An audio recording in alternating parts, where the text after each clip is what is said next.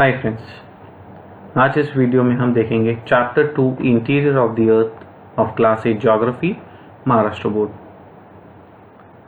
जैसा कि आप लोगों ने प्रीवियस क्लासेस में वॉल्केनोज, अर्थक्वेक्स के बारे में पढ़ चुके हैं। अभी इस चैप्टर में हम ये देखेंगे कि अर्थ के अंदर में जो स्ट्रक्चर है वो कैसा है। जैसा कि आपको मालूम है कि वॉल्केनोज जब इरप्ट होते हैं तो अंदर से गर्म लावा निकलता है, राइट। तो अब अर्थ के अंदर लिक्विड, सॉलिड, बहुत सारी चीज़ें, ठीक है। जैसा कि हमारे साइंटिस्ट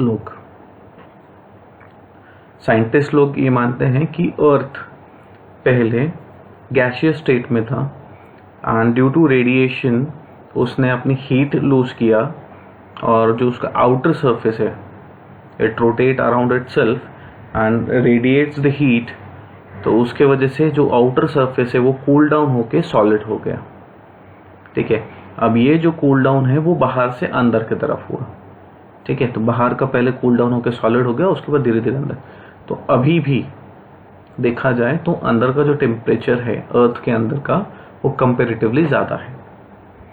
इसके लिए एक एक्टिविटी है आप लोगों की बुक में, activity for on the boiling of the milk. जैसा कि अगर आपने मिल्क को बॉईल करने रखा तो थोड़ी देर छोड़ने के बाद क्या होता है कि उसके ऊपर एक लेयर आ जाती है, ठीक है, मलाई की एक लेयर आ जाती है। सो होता क्या है कि जब वो ठंडा होता है तो देखो टॉप मोस्ट जो सरफेस है मिल्क का वो अपना हीट लूज करता है और वहाँ लेयर बनती है। तो ऐसा ही अर्थ के साथ हुआ है, राइट। तो उसने ऊपर की जो आउटर सरफेस की हीट लूज किया और वो सॉलिडिफाई हो गया, ठीक है। अभी भी अगर आप दूध में जैसे भी आप गर्म होता है मलाई बनती है तो आप देखोगे तो दूध अंदर से गर्म है लेकिन मलाई ठंडी हो रहती है, ठीक है। कंपैरिजन अगर दोनों के बीच के टेम्परेचर का करो तो सेम अर्थ के साथ है। अर्थ का आउटर सरफेस ठंडा है जो सरफेस पे हम लोग रह रहे हैं, और जितना आप डीप में जाते होंगे वो उतना गर्म है। जैसा कि आप यहाँ इस पर्टिकुलर फिगर में देख पा रहे हो तो अर्थ का जो इंटीरियर है वो डिवाइडेड है। जैसे यहाँ पे आप देख रहे होंगे दिस पर्टिकुलर पोर्शन जो कूल डाउन हो गया outer surface, this is what we called as crust. उसके बाद आता है mantle and then the core, the outer core and the inner core. अब इसकी थिकनेस की अगर मैं बात करूं, ठीक है, थिकनेस, या अगर मैं इसको देखो तो डिवाइडेड है, ये crust is divided into two, that is continental and oceanic, mental in upper and lower and core in outer and inner. Thickness wise अगर आप देखोगे यहाँ पे तो जो क्रस्ट है उसकी थिकनेस 5 किलोमीटर से लेके 50 किलोमीटर तक की है, ठीक है। ऐसे सुनने में तो बहुत ज़्यादा लग रहा है, लेकिन जब मैं बाकी जो इंटीरियर मेंटल और कोर के अगर देखे जाएंगे तो उसके मुकाबले बहुत पतला है, वेरी थिन, राइट। क्रस्ट के बाद आता है मेंटल की थिकनेस फ्रॉम 42 और 50 kilometres it goes till 2900 kilometres, ठीक है। गैप देखिए कितना है, it is around 2850 kilometres around. Then the thickness or the core it moves from 2900 to 6370। सो अगर आप टोटल अर्थ का डायमीटर या अर्थ का रेडियस देखें तो अर्थ का रेडियस कितना है, it is around 6370 kilometres, right. Now the crust is divided into two, that is continental and oceanic. Continental is that part which is in land forms, जो आपको लैंड फॉर्म्स दिख रही है अर्थ के ऊपर तो वो कॉन्टिनेंटल है, और ओशनिक क्रस्ट मतलब जो समुद्र के नीचे में भी लेयर्स है, that is known as oceanic crust. So जो मैंने आपको रेंज दी है फ्रॉम 5 to 40 और 50 किलोमीटर्स, तो जो ज़्यादा है जो ज़्यादा किलोमीटर का जो मैं आपको गैप दे रहा हूँ 40 to 50 किलोमीटर्स, वो जहाँ पहाड़ी रीजन है वहाँ से अगर मैं मेजर करूँ तो वहाँ 40 to 50 किलोमीटर्स जाएगा। वही अगर मैं समुद्र के लेवल में जाऊं, ठीक है, that is also a crust, right, oceanic crust, तो वहां पे जो क्रस्ट का जो पोर्शन है that is around 5-10 kilometres, right. Density की अगर हम बात करें तो डेंसिटी कॉन्टिनेंटल क्रस्ट की कम है, it is around 2.65 to 2.9, right. वही अगर मैं ओशनिक क्रस्ट की बात करूं डेंसिटी की, तो इट स्टार्ट्स फ्रॉम 2.9 to 3.3, ठीक है। Now the crust, the continental crust and the oceanic crust. तो continental crust is mainly made up of silica and aluminium, तो उसके सामने के जो दो लेटर्स है वो ले लिए तो वो फॉर्म होता है सियाल, इसलिए उसे सियाल भी कहा जाता है, राइट।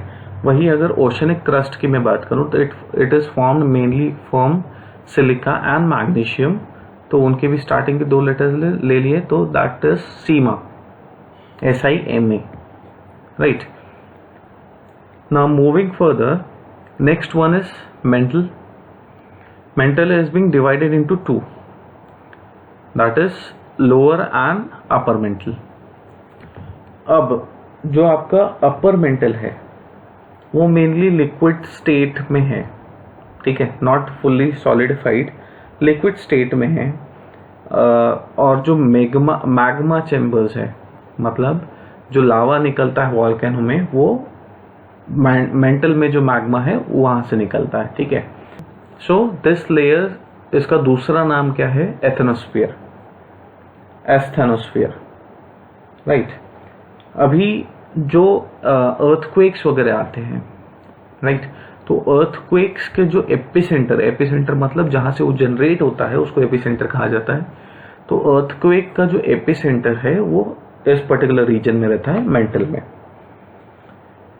अब मेंटल शुरू होता है फ्रॉम 40 to 50 किलोमीटर्स, मैंने आपको पहले ही बताया, it goes on to 2900 kilometres. Temperature की अगर मैं बात करूं तो 2900 किलोमीटर के रेंज में अगर आप टेम्परेचर देखोगे नियर दी कोर इस पर्टिकुलर रीजन में, तो यहाँ पे टेम्परेचर जो है मेंटल का वो जाता है 2200 degree Celsius to 2400 degree Celsius. Density की अगर हम बात करें तो डेंसिटी जैसे जैसे आप सेंटर की तरफ मूव करोगे तो डेंसिटी जो है वो बढ़ती जाएगी। मैंने आपको कॉन्टिनेंटल और ओशनिक क्रस्ट की डेंसिटी बताई। मेंटल की जो डेंसिटी है नियर दिस रीजन 2900 किलोमीटर के रीजन के अगर मैं पास में देखूं तो इट इज अराउंड 4.5 to 5.7, 4.5 से 5.7 के रेंज में यहाँ पे आपको डेंसिटी मिलेगी। इसके बाद आता है core. Core is also being divided into two, that is outer and inner.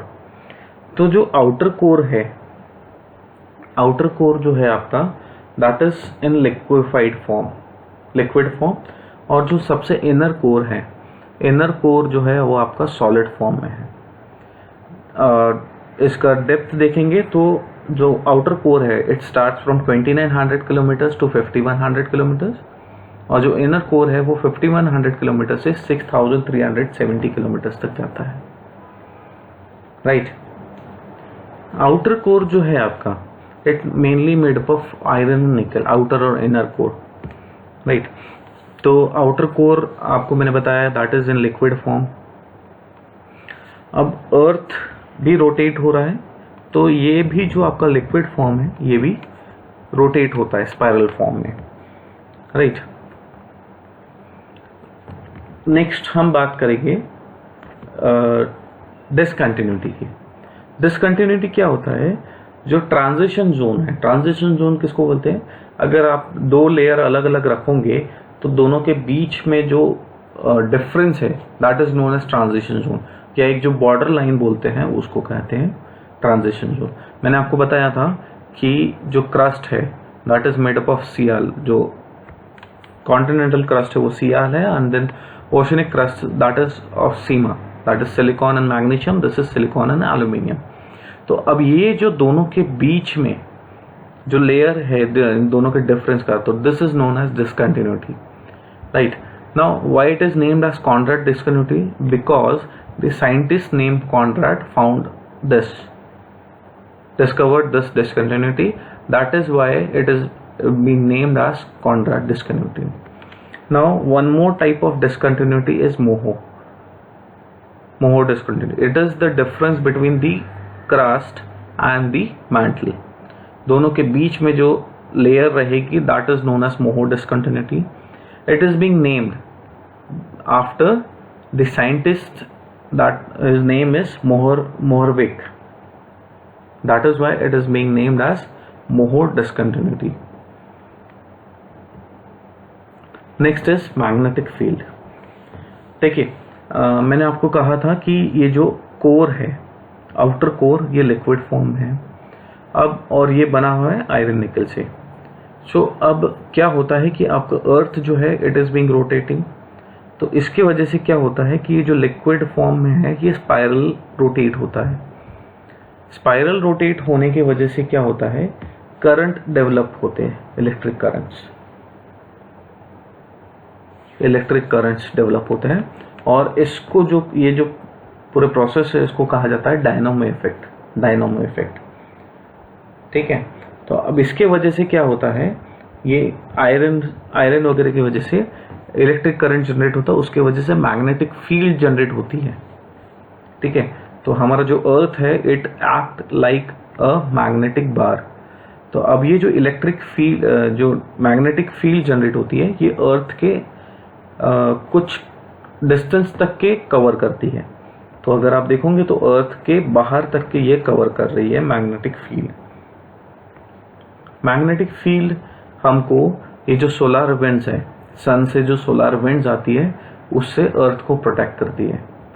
As you can see in this figure, this magnetic field is protecting us और the earth from the solar winds. अगर magnetic field नहीं रहेगी तो solar winds की वजह से अर्थ का temperature बढ़ जाएगा और लाइफ पॉसिबल नहीं हो पाएगी.